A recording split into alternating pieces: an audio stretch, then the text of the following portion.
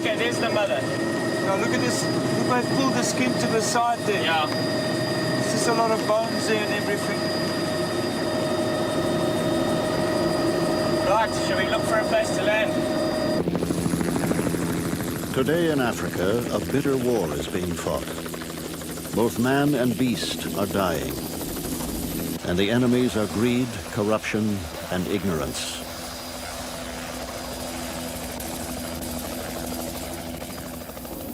The battle is being waged over the black rhino, sought by poachers for its valuable horn. In the past 15 years, over 95% of the animals have been slaughtered.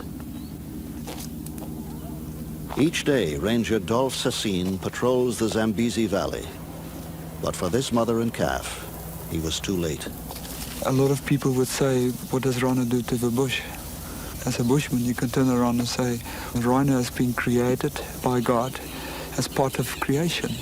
We need it to look at it. It's a beautiful animal, and we can live side by side.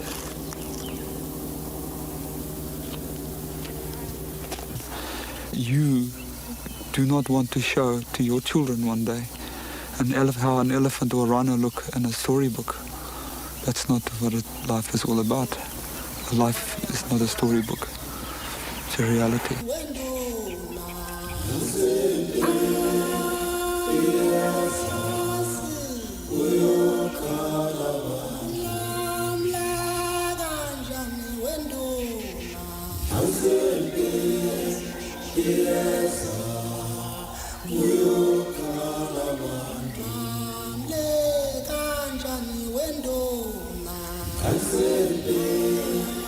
For 45 million years, one of the planet's most primitive mammals wandered the plains and forests of the world with little to fear. The rhino has few natural enemies, but that role has now been filled by man.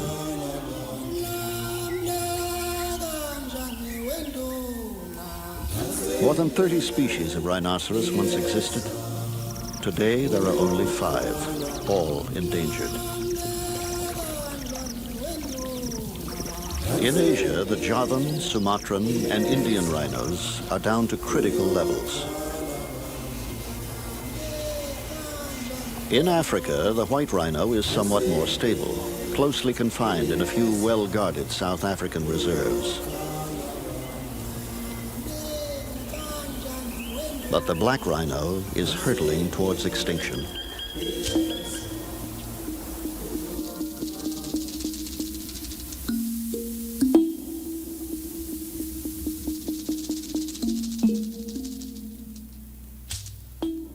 If, as we say, in the early 70s, there were 65,000 rhino on the continent, we are down to 4,500 now.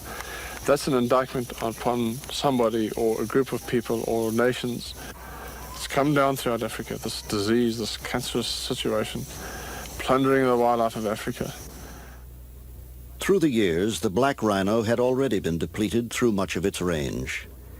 It is the recent wave of slaughter, though, which has devastated the animal.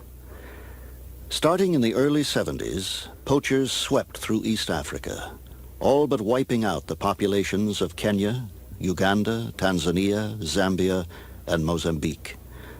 Now they have begun to threaten Zimbabwe. In 1977, the situation took an even more severe turn for the worse in Kenya's Meru National Park. In one 3-month period, the toll on the rhinos reached 53, and rangers began to be attacked and killed by armed Somali poachers. Peter Jenkins was the park's warden during that time. When I went to the Meru Park, we had a population of black rhino between 200 and 250. And then in the late 70s, we were hit by a different type of poacher. This was the shifter poacher with his automatic. And when I left Meru in 81, the population was down to about 25. Today it's 3.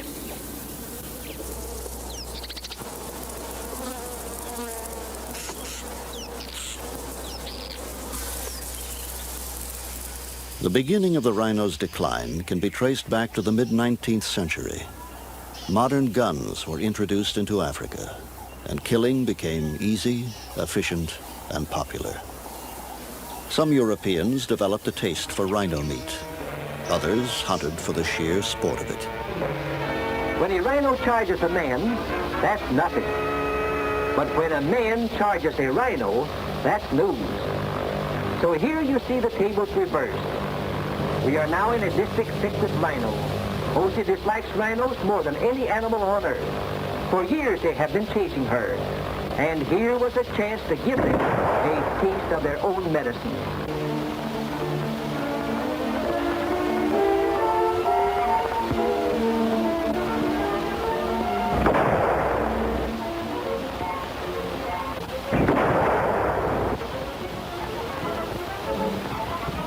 Mr. Rhino is public enemy number 1 in Africa. He's afraid of nothing. If your first shot doesn't stop him, good night.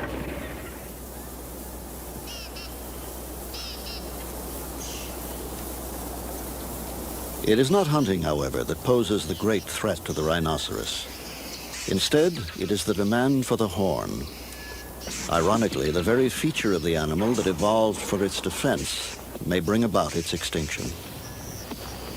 Though hard and strong like bone, the horn is made of keratin, like the human fingernail. It grows throughout the rhino's life at a rate of about 3 inches a year. On a full-grown adult, it may reach over 4 feet. For thousands of years, rhino horn powder has been a treasured commodity in the Far East.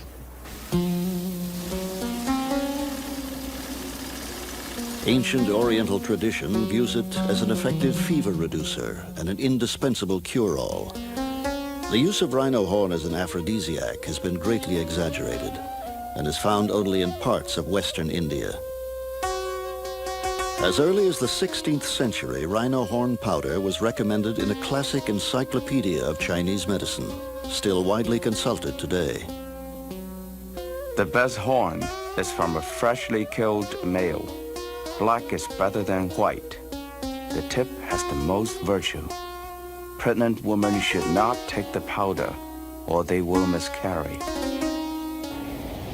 Modern medicine considers the claims highly unlikely, and almost all Far Eastern countries have officially banned the importation of rhino horn. Still, the local market flourishes. In the back streets of Taipei, Bangkok, and other Asian cities, African rhino horn retails for up to $7,000 per pound.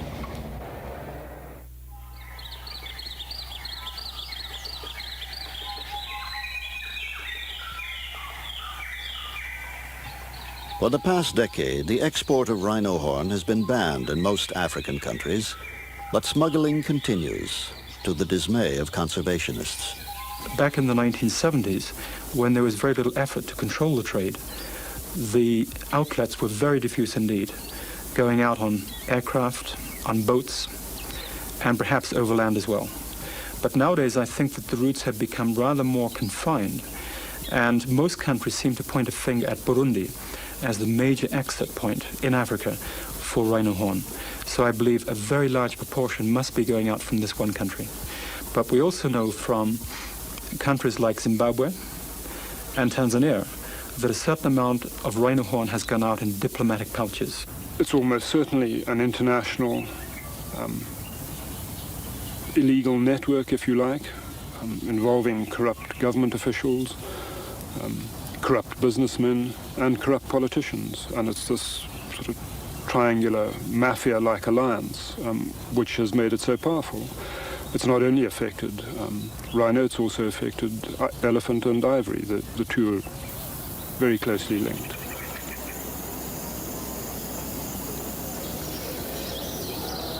Throughout history, the port of Mombasa, Kenya, has been a center for many kinds of illegal trade. Rhino horn, leopard skins, gold, ivory.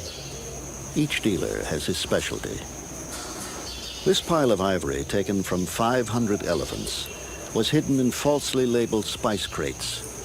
It was seized by Kenyan customs officials while awaiting shipment to the Middle East. The route is an old one. For thousands of years, Arab dhows have sailed these waters, sometimes with valuable contraband aboard.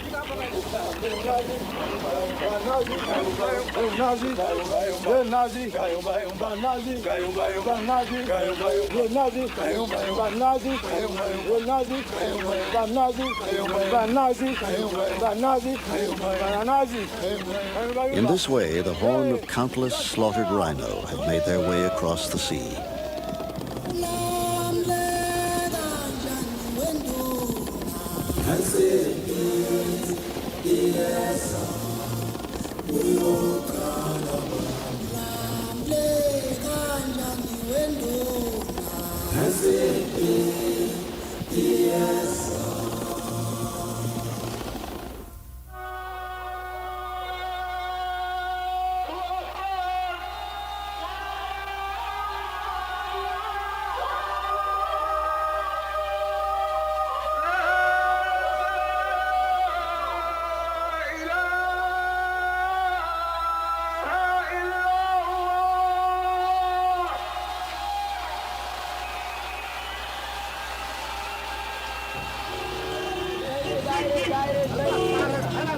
In recent years, the horn has often ended its journey in North Yemen. It is here that one more damaging twist to the black rhino story has been added.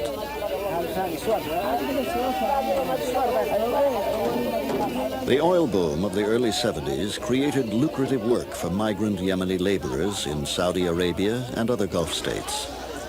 For the first time, the workers had ready cash to spend on luxuries, including the ultimate symbol of virility, the rhino horn dagger, or jambia. The discovery of the new threat to the rhino was made by Kenyan-based geographer Esmond Bradley Martin. I first came into North Yemen in 1978 when I was doing a general sort of survey of the country, and discovered at that time that perhaps 50% of all the rhino horn in the world was coming up here to Sana'a for the making of dagger handles. The rhino horn handle, once reserved for the aristocracy, is treasured far above alternatives like cow or water buffalo. A fine antique may sell for $15,000.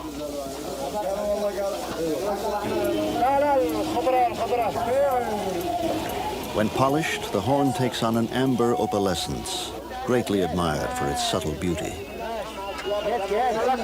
Esmond Bradley Martin began an international campaign to stop the rhino horn trade, encouraging the use of substitutes. After some 10 years, his work is showing signs of success. International trade has slowed in many eastern countries. And since 1985, the North Yemeni government has been enforcing a ban on importation. But it's not nearly enough. Where there is profit, men will trade. The middleman, by transporting the horn from the smuggler to the dealer, keeps business going briskly. I will buy for about $700 per kilo and sell for about $1,400 per kilogram. So I make a profit of about $700. The diplomats who smuggle rhino horn come mostly from Somalia, Ethiopia, Sudan, South Korea. I saw rhino in Nairobi. I like it. I like rhino.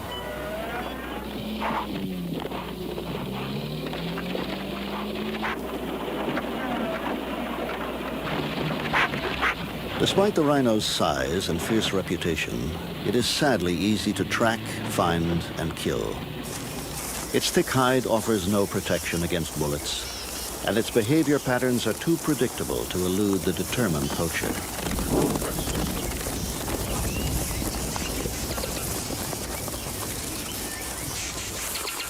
In its simple daily routine, the black rhino uses its prehensile lip to tear off the leaves of the prickly acacia bushes and other scrubby plants.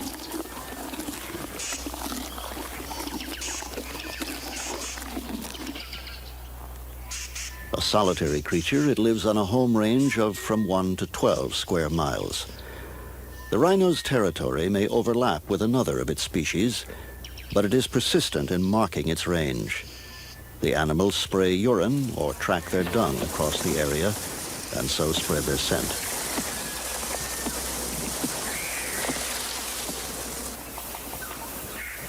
Contrary to appearances, the rhinoceros is a peaceful being and only rarely takes exception to the occasional trespasser.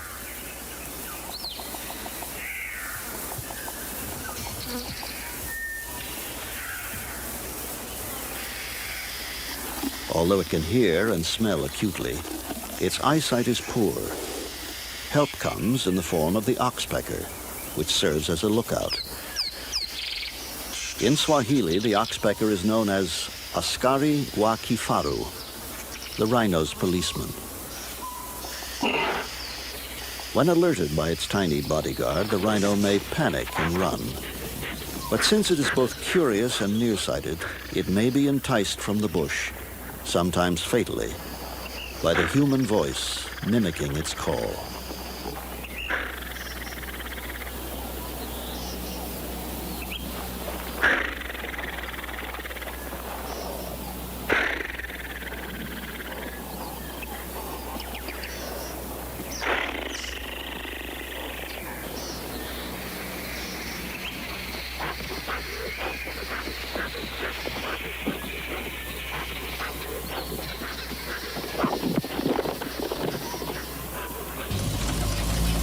The first man to devote his life to the study of rhino behavior was John Goddard. While living in Tanzania's Ngorongoro crater during the 1960s, he developed a genuine affection for his lumbering, primitive subjects.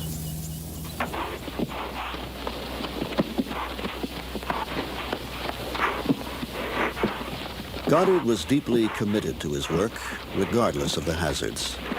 Even a tranquilized rhino can be dangerous.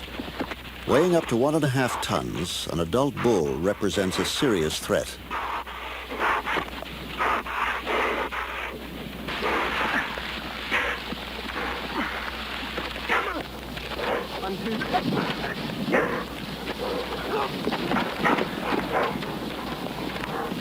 Dentine joined in P2 between cuts. Watch it! All right, P3. Dentine almost joined between cuts. For 7 years, Goddard carried out exhaustive field work, recording each minute feature of the rhino's appearance and behavior. 16 years after Goddard's own death at the age of 35, the number of rhino in his research area had plummeted from 108 to about 20. Many were the victims of poachers. In the vast expanse of East Africa's savanna, protection of the rhino has proved impossible. Bob Oguya, warden of Kenya's Meru Park since 1983, has 1 plane and 30 men to patrol 350 square miles. The problem we are facing is that these fellows with their automatics and our people with the single action 303s, it's very difficult for us to match them.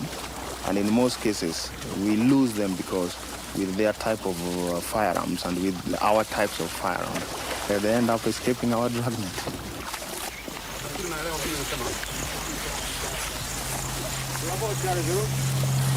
Can you tell that guy to continue down the pilot up?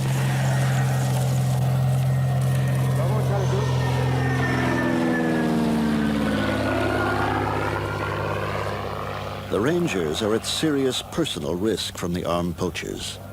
Their camel patrols stay out for weeks at a time, in touch only by radio with park headquarters.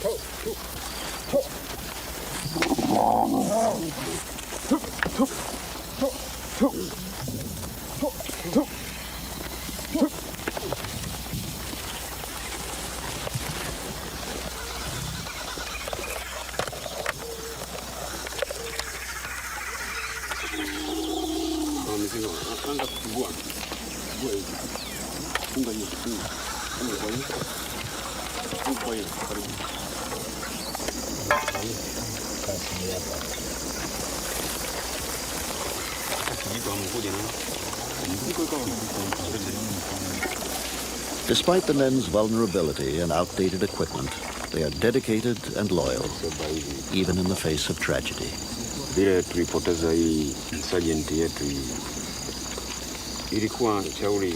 In December, we lost our sergeant to the poacher's bullets. We saw him die. Without adequate weapons, we were helpless. Too many of our men have fallen because we could not defend ourselves. If we had automatics instead of 303s, we wouldn't be losing our people.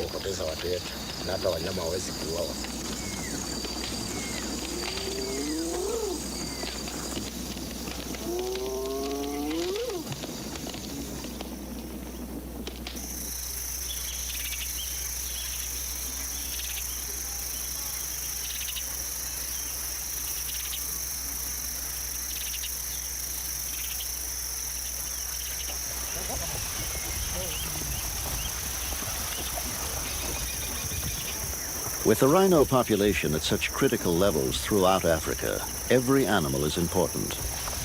In Kenya's Masai Mara Reserve, rangers mounted round-the-clock protection for this mother and calf, shooting several lions who came too close.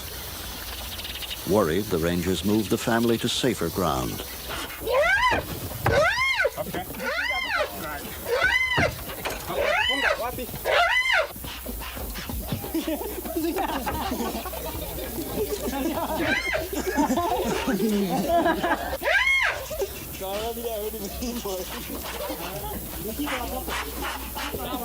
The calf was better protected, but his mother kept trying to get back to her old territory, leaving her baby open to attack. The lions seized their chance. After the incident, the rangers turned to Daphne Sheldrick, who raises wounded and orphaned animals.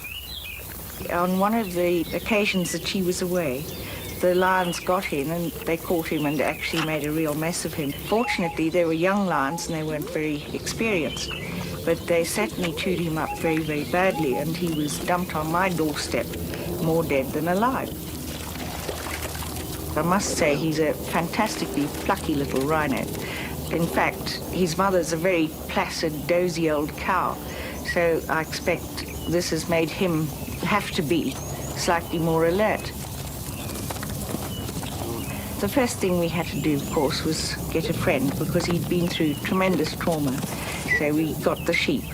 They've been good friends ever since, and wherever Sam goes, so the sheep follows, and they play together and wander around together, and he'll just grow up here until he's weaned off milk, and then we'll have to send him somewhere to be a wild rhino.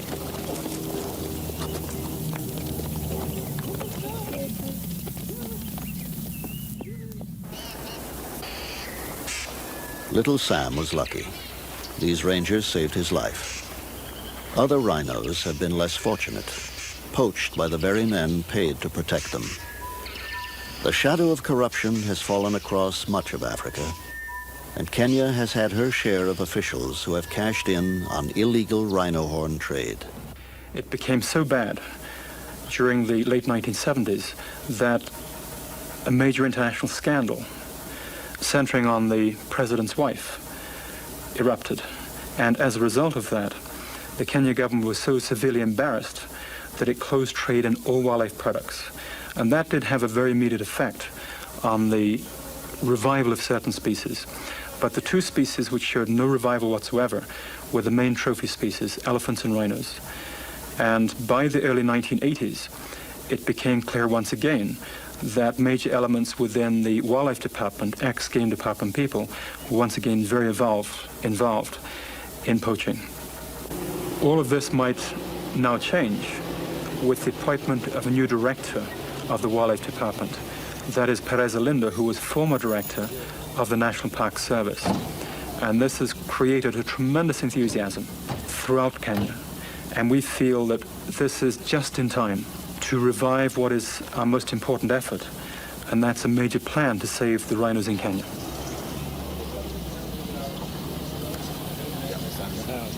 The problem of human beings is everywhere. We have found people who are colluding with criminal elements. They have been prosecuted. They have been imprisoned.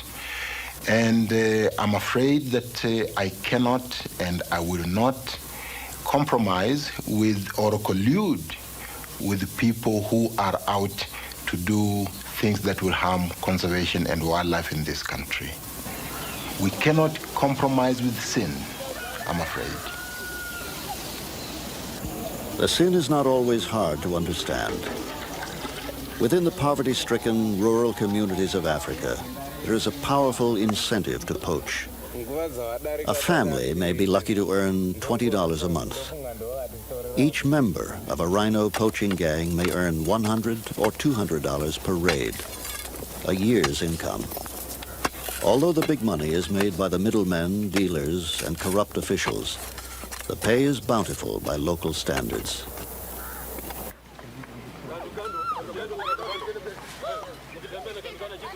One Kenyan who has fought against poaching in a very personal way is Michael Werike. Known throughout East Africa as the Rhino Man, he has walked more than 1,400 miles and raised over $60,000 on his crusade to inform Africans of the threat to the black rhino. People are very hospitable, very concerned about my welfare. Not only my welfare alone, but even that of my snake, which is a very, very strange thing. Africans are very scared of snakes. And to have people showing so much concern about an animal they fear so much is a very touching thing.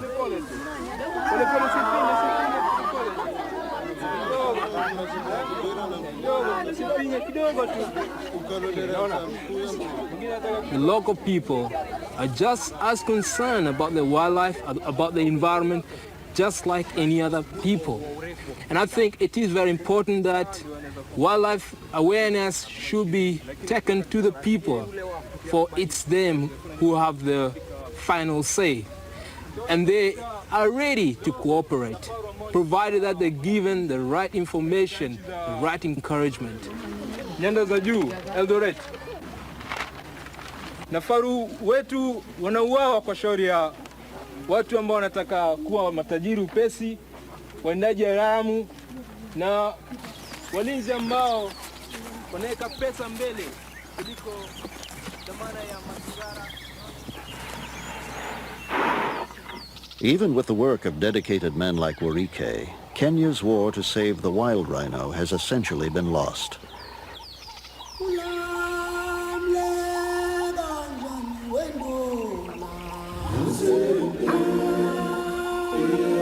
Now, its best hope for salvation may be the fenced sanctuary.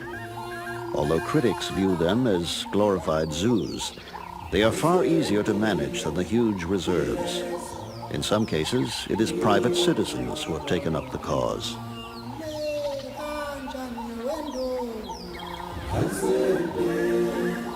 Solio Ranch in the foothills of Mount Kenya is owned by Cortland and Claude Parfit.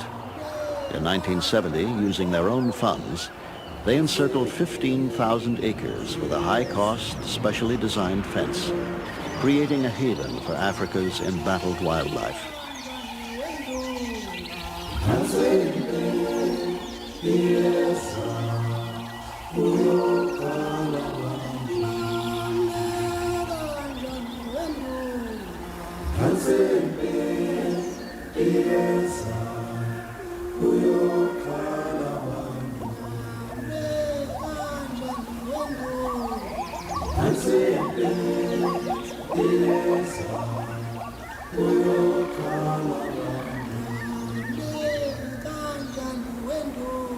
Over a 10-year period, they introduced 23 black rhino and 16 whites. Protected, the animals thrived. In less than 20 years, the number of black rhino had quadrupled. Now Solio had a most unusual problem: overpopulation. The Parfits gave 15 of the black rhino to the Kenyan government's first enclosed sanctuary at Nakuru National Park. Transporting the animals to their new home is a huge undertaking. The selected rhino are located from the air.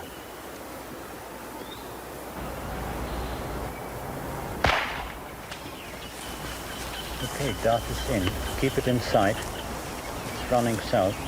A vet walks to within 40 feet of the unsuspecting animal before using his tranquilizer gun.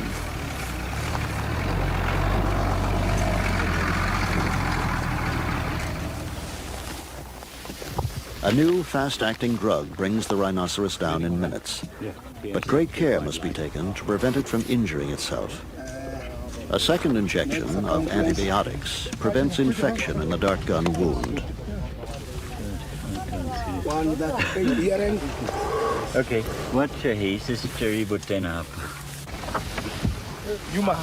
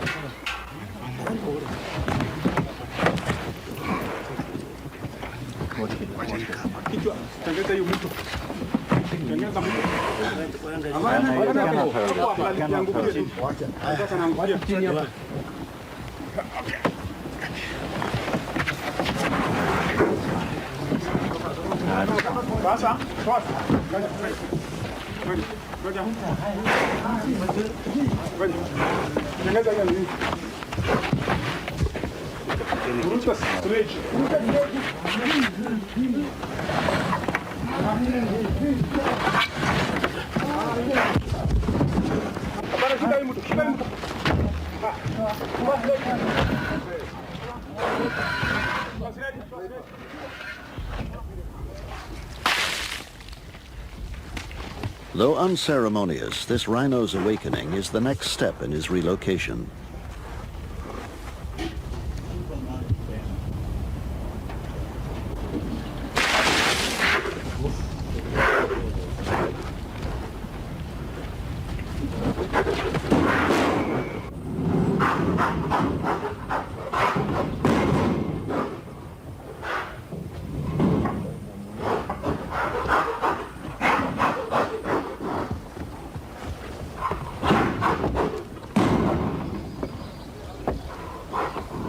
The animals are kept in holding pens for about 2 weeks to overcome the stress of capture. Soon, though, this young bull will be installed among the tourists and flamingos of Nakuru.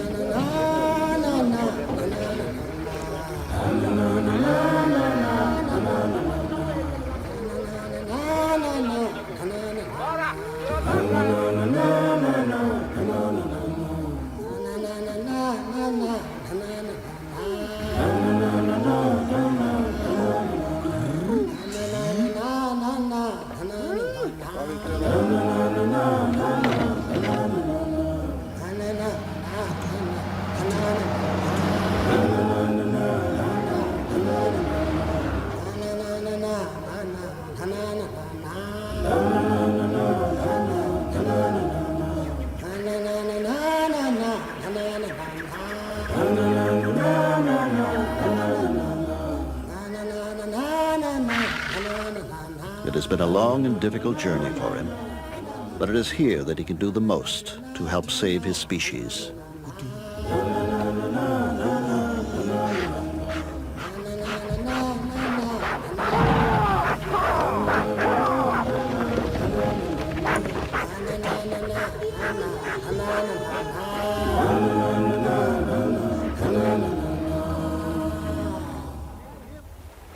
Although the rhino may be well protected in fenced sanctuaries, the situation creates another problem: inbreeding. Wildlife biologist Rob Brett lives and works in Kenya on a remote private reserve. He is closely observing the animals in an effort to find a solution. Although rhino have been known about, wondered at, admired, hated for such a long period, we know virtually nothing about their breeding. Such basic things as what turns rhino on, what makes them breed at optimum rates. It's crucial that we find out as much about this sort of behavior of rhino in order to conserve them under the new conditions that exist. Their favored habitat is bush. They are generally nocturnal. They spend most of the day asleep. And to observe the nitty-gritty of rhino sexual behavior takes, first of all, a lot of patience and a great deal of interest. It's really very, very basic work, employing the minimum of equipment, a mixture between very low-tech, if you like, work and very high-tech. I am out at dawn every morning looking for individual rhino from which to take data. So well does Brett know his subjects that he can identify every rhino on the reserve from the lines and wrinkles of its footprint. He takes urine samples left from each animal to determine their hormonal levels, identifying the pregnant females and dominant males. While the black rhino is extremely secretive about its mating habits, the white rhino, like these on Solio Ranch, are less inhibited.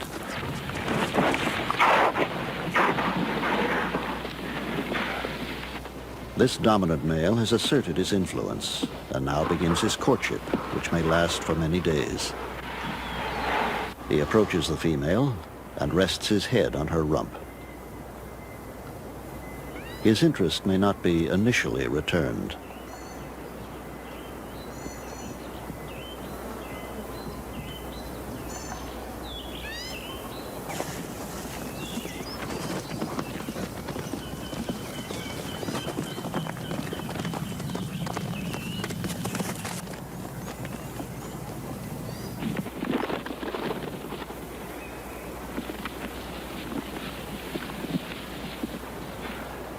But his persistence eventually pays off, and mating occurs, sometimes lasting over an hour.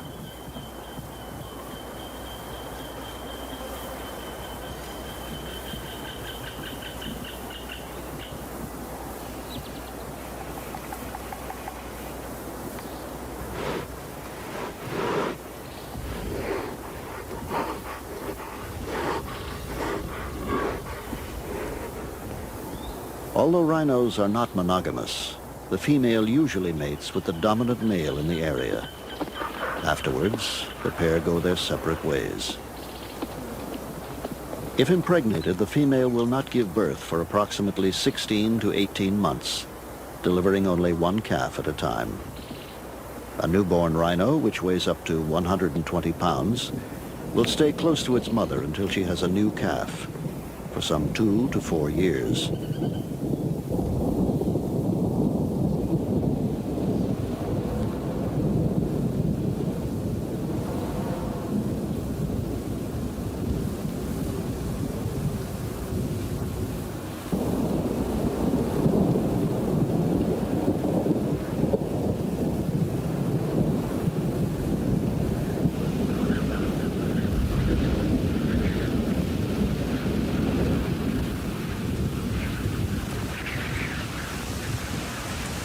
The rhinoceros, slow to reproduce and quick to die, faces an uphill struggle.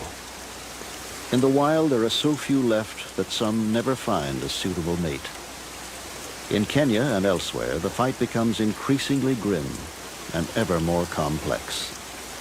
It can be argued that the numbers of rhino are very low, but I think it would be negligence on behalf of the world to just turn their backs on this country now and say, all is lost, there are only 400 rhino left, they're not worth saving. We have had long years of experience with poaching, which is what Zimbabwe's having now. Armed poachers. Zimbabwe's getting it for the first time. I wonder whether they're going to actually be able to save their rhino by just having armed patrols and shootouts. I know in Kenya that there are fighting armed gangs there and there are contacts taking place.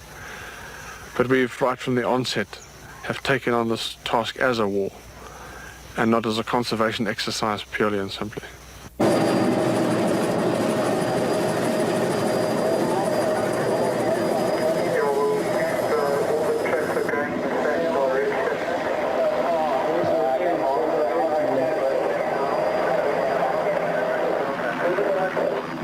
Can you stay out of the air? We've got a contact and guys are on floor.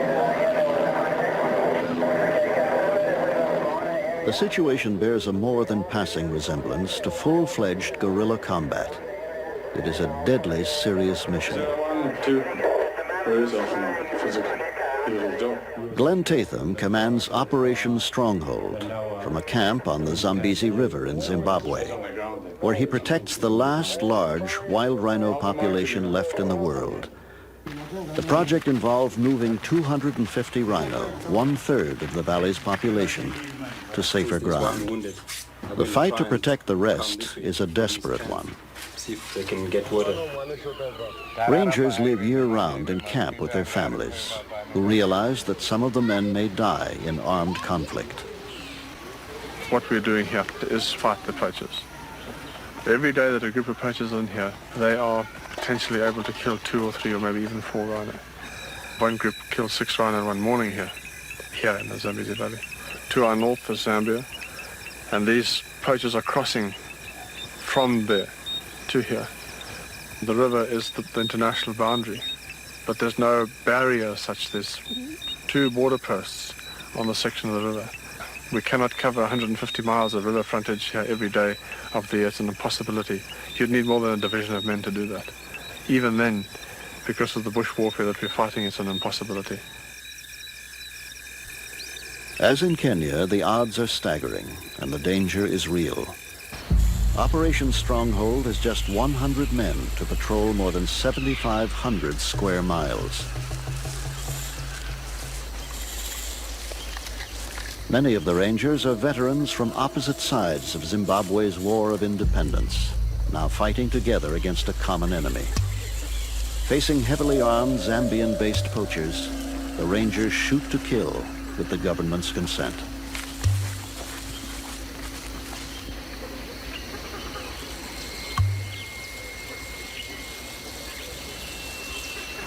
Since 1985, more than 30 poachers have been shot dead and at least 20 taken prisoner. In the same period, some 330 rhino have died. Until the network of dealers and middlemen is broken, Zimbabwe's rangers know they can do little more than stem the tide. Privately, many wonder how long it can go on.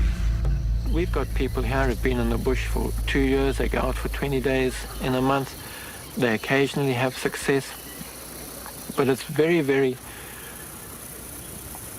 demanding on them physically. It's demanding on their families. It's demanding on their well-being. They buoyed up with enthusiasm every time you have a successful contact, and perhaps this is a good enough reason to have a contact, is to boost enthusiasm, if no other reason.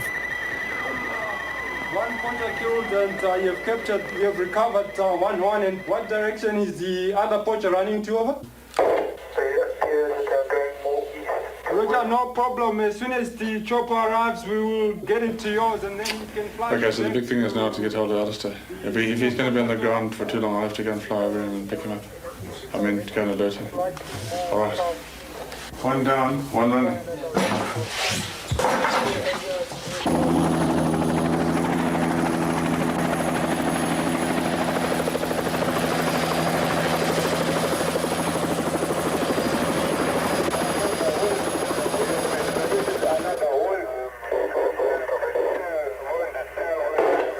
Okay, can't we get them in and start leapfrogging her? The support units are on their way now, and they'll be cutting spoor from Vundu up to the lower team. 401 is sending down 6 details to 70.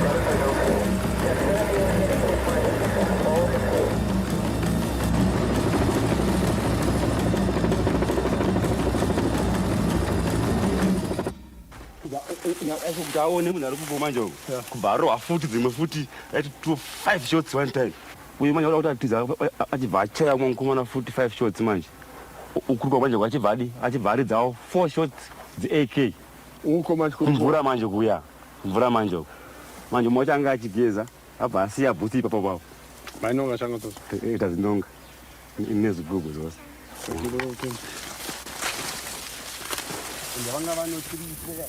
And the one, as I said, had been shot in the groin, was in fact bleeding. I don't know how he in fact got as far as he had. He'd scrabbled about 15 paces on his stomach and died there.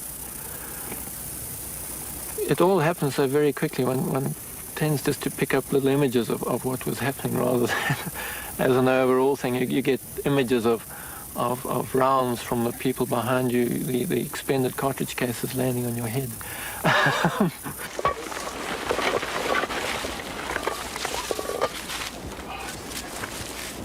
The gang had killed 4 rhino in as many days. Each poacher had risked his life for a few $100s.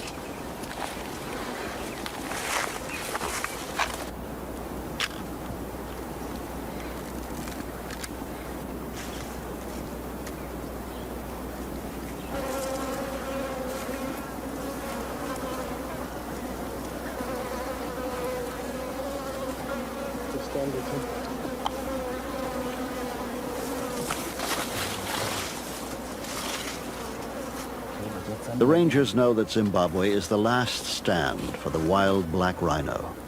Still, the dilemma they face is a terrible one.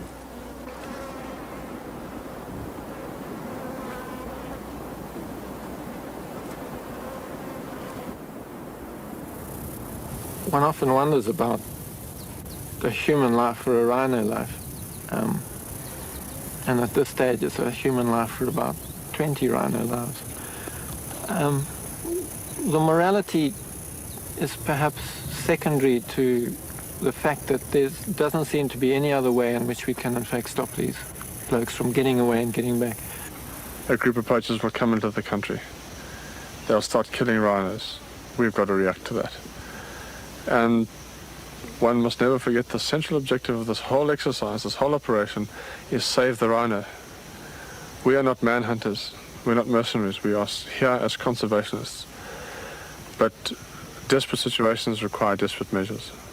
No, there's no joy in killing people, but it's a job, and quite obviously we just pawns on either side for men who are just exploiting people to make himself rich.